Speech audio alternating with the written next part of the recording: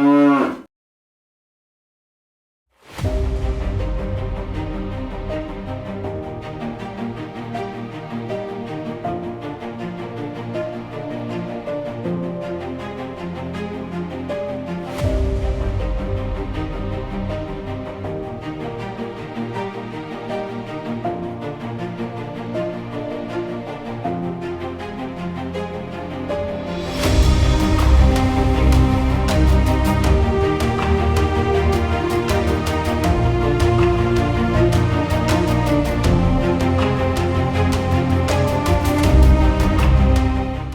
BT50 Thunder. As you can see, I've got this as a loan car. It's been great to drive. However, if I was to buy this, let's say if it was me, there's a couple of things I'd do. Okay, I don't know whether I'd go for this bumper. As you can understand, the BT50 Thunder is sold, and it was a concept done up in Australia with Mazda Australia, where they wanted to put an accessories pack basically on a GT. So all you're buying is a GT with a few accessories, and they've bundled it up into a package, which is a great idea, and it hits the market where it's targeted at the Isuzu D-Max with a drive-away price. However, some of the things that I found with this is once you put the fender flares on, it's the wheel offset that stuffs it up and makes it look ridiculous. So if you were to do anything, the first thing you do is get a wheel offset, get new rims. So there's $1,400. Then you want all-terrain tyres, there's another $1,400 again. Okay, it would be a good idea if Mazda actually sold this with a zero offset rim, because that's what it matches up to in the legal requirements to hit these fender flares, yeah? And then the all-terrain tyres. So that's what I do there. That's the first investment you'd make with this, because it does look a bit, I guess it doesn't look aesthetically neat with regards to the alignment of the wheels, which I'll show you in a close-up in a minute. A couple of other things. I mean, it's a good car, don't get me wrong. It's a GT. That's what you're buying, is a GT with an accessories pack. If you don't want to go down the path of doing things yourself and getting, you know, waiting, because there is a wait on some of these items on third parties, you know, you can get these accessories put on. I think the light looks better here than it does up there. It looks a lot neater. They've done a good job there. Paradise have done that. They've initiated that. But other than that, I can't really give you any other faults except to look at this a bit better with the wheel line, with the wheels and the tyres. You know, you're selling a package of a BT Thunder, but with highway terrain tyres, which doesn't really look great. So how does it drive? Well, it drives like a normal stock standard Mazda BT50. The one thing I will say is the leather seats. I wish we could have that option in the XTR, because I find these seats are a lot more comfortable than the standard XTR seats. I mean, don't get me wrong, they're great, nice seats, but these are much more softer, comfortable, hug your body a bit better, bit few more options. So that would be great if they include that in the next upgrade. But other than that, it's your stock standard GT with the accessories, as explained before in my walk around. You got the interior, which is all black. Yeah, and your leather, I don't mind the brown leather. A lot of people don't like it. Anyway, like I said in the recommendations, what I do is get a suspension upgrade, and your all-terrain tires will just change the driving dynamics of this vehicle dramatically, as I've noticed in my own. But I gotta say, it's a good ute. Inside, you don't feel like you're driving a ute, you feel like you're driving a car or an SUV, because it's quite comfortable. It's got that electronic steering, it's really it's light. A few added luxuries would be a decent cup holder. Well, that should be just standard. What I'd like to see in this car would be a 360 view of the area of the car. like the Nissan Navara, and I believe the new Ford Ranger's coming out with that. A few other models have got that already, so that'd be good to see. Camera upgrades and some other nice little trinkets, such as the cup holders, additional cup holders, another compartment above the radio, a bit like the X-Terrain. Yeah, all the D-Max. So the beeping, everyone is going on about the safety tech in this vehicle. I think it's actually quite good. If you do not put your indicator on and you turn or veer off to an on-ramp or off-ramp, yep, it's going to force you back into that previous lane. Put your indicator on. Then it knows you're turning and it won't instigate the safety check, and Bob's your uncle, and he is my uncle, and it won't even give you that annoying beeping sound. I've done a settings video which is quite popular on YouTube. You can check that out, but you can turn your speed beeping sound thingamajiggy off, so it just flashes instead of giving you that annoying sound when you're 1 kilometre over the bloody speed limit. But yeah, I mean, Mazda's doing a software upgrade. That's another thing I'd recommend. Upgrades over the air, a bit like the Ford Everest and the Ford Ranger that's coming out. You'll be able to get your upgrades over the air. It means over the air means over Wi-Fi. That'd be great if we could do that with the Mazdas, because then with this new software upgrade, it will have the you could get the button to turn off the lane assist and all of the other safety check that they're upgrading to, and to leave it off until you activate it to turn on. So that would be good. But I believe that's coming out next year, and all you need to do is when you book it in for a service, or you can even book it in to get the software upgrade. They're going to do it at the dealership, unfortunately. But yeah, so the car, yeah, other than that, I think it's a great buy. Except for, you know, if you wanted to upgrade your own accessories, I'd just buy a GT. It could be cheaper.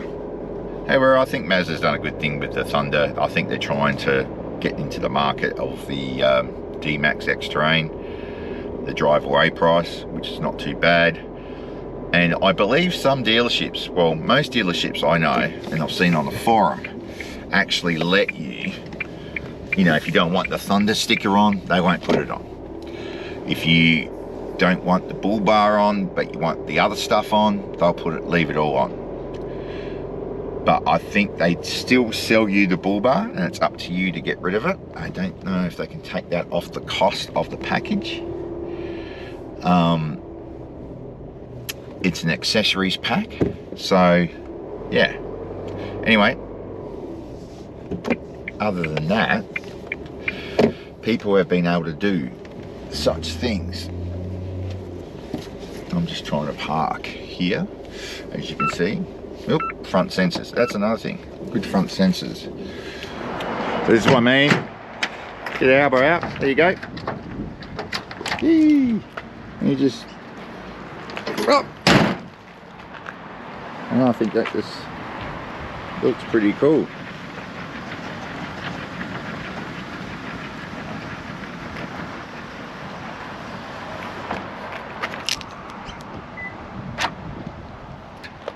Central locking. How good's that? I think, from memory, yeah, that's locked. That's a good feature. And you got this start feature, which, I mean, it's good. A lot of people say, oh, it turns off when you open the door. Well, there's a reason for that. It's called safety. So the only way for this auto start to work is the car's going to be locked, which makes sense. That's all about safety and security, people. So you just press the button down and you hold it down, and it should come on. It should come on. It should come on.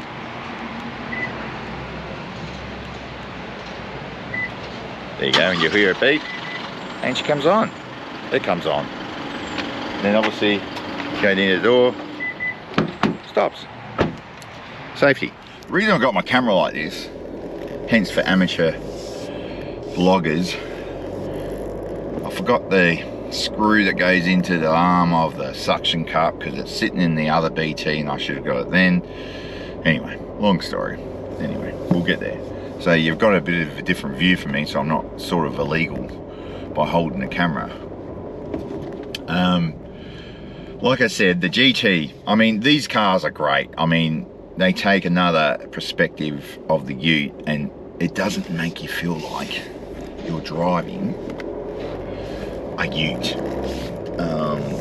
And they're not just all for tradies. I mean, they've got their purposes, but I think these are a great touring car.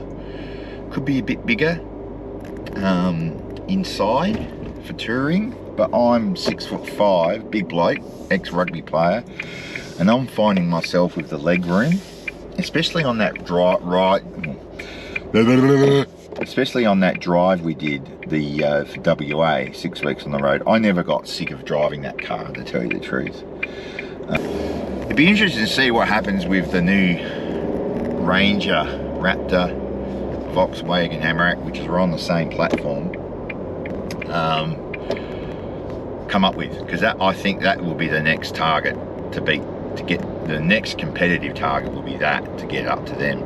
But you wouldn't want these utes to be, I don't know, you saw the Land Rover. I'm not a fan of that Land Rover Defender. I drove Defenders in the army and I thought they were great, a bit of kit. But now they're gone very, I don't know, what we call them, mall crawlers. I think that's what we call them. I mean, the suspension in this ain't bad, but you compare it to one where you've done a suspension lift. Like I got the Ironman suspension lift. I probably should have shopped around. It's pretty good, I don't mind it, but it's very smooth on the bumps. We noticed that in the Flinders just recently, that it's fairly, it just adds another dynamic to the driving of the vehicle. Same with the tyres. I mean, if you wanted to get away with it on a budget, you could actually just put all-terrain tyres on them and look at suspension later. They're about to bring an SP out. I'm going to do a review on that, and that's a sports pack type that Mazda does, and it's got a different trim, different sort of trim, blacked out chrome. Finally it's coming out with blacked out chrome. I don't know what the price range on that is yet, but I'll put it up if I do. I just went to return my loan car, the BT Thunder, which you've just seen. The SP's arrived. The special, well, I think it's a sports pack that they're going in it. So a few added differences here. You got the blacked out grille already. You got these nice slimline fenders, which are a lot better than, well, I guess they're more cosmetically designed than the more robust ones that I have on mine and the BT Thunder. Quite nice. You got the blacked out wheels, new trim. You got the tan and brown trim, which gives it another class, I think. You got the roof rails, a bit like the system, well, a bit like the other brand we call a Isuzu. Same roof rails as them. Looks nice. Different sail plane on the back, or sports bar, whatever you want to call it. That's quite nice as well. Adds a bit of the BT50 emblazed on that sports bar, but everything else is the same. I don't know if it's got the update on the safety tech where you can turn it off. I haven't looked at that yet, but I'm pretty impressed with the interior trim. It's also got the same, you know, electric seats, seat warmers, front and rear sensors, basically additional GT, well, basically your GT items, but it's been specced up a bit with the trim, new trim, the roof rails, new sail plane. It's got a manual roller cover, but I think it looks good. It looks good in this color too. Anyway, Mazda BT50 SP. And I believe these are the drive away prices, but quote me if I'm wrong. But yeah, I haven't had a drive of it yet, but it would drive the same. But I'm really excited. It looks really good. It adds another level to the range, another level to the BT50 range that consumers can get out there and take on. This one I don't think I'd modify it as much. I mean, this would be more of a, you know, take your sup boards down to the beach and put an awning on. That'd be that kind of sports leisure type vehicle I'd look at. Yeah, I don't know about the bar, if you put a bar on it, because I reckon that just destroys the look of the whole thing. But it'd be interesting to see what the consumers do with this vehicle, and whether they do mod it up and put tubs on the back, put canopies on the back, put bars on the front and rear. It'd be good to see what happens on this one. But I'm glad to see that Mazda's finally come with it comes with the actual blacked out chrome, which is great to see. Anyway, quick sneak preview. I wasn't expecting it. Hopefully I can get my hands on one later and show you more about that. But there you go. By chance, here it is. Cheers.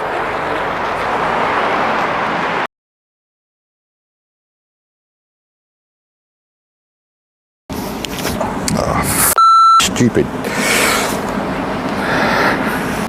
A few added nice things. A few added luxuries would be it won't give you, and it won't, fuck, I can't even speak properly sometimes. And is it weird me talking to you through a steering wheel? Because I'm talking through a steering wheel and that looks weird. I'm really hoping that no one can see my nose hairs or boogers, because I haven't done any manicuring for a while. Anyway, I'm sure everyone will point them out for me.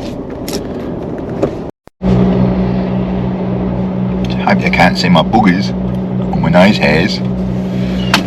Otherwise, it won't be a good, very good camera angle. No boogers, no nose hairs. You sure?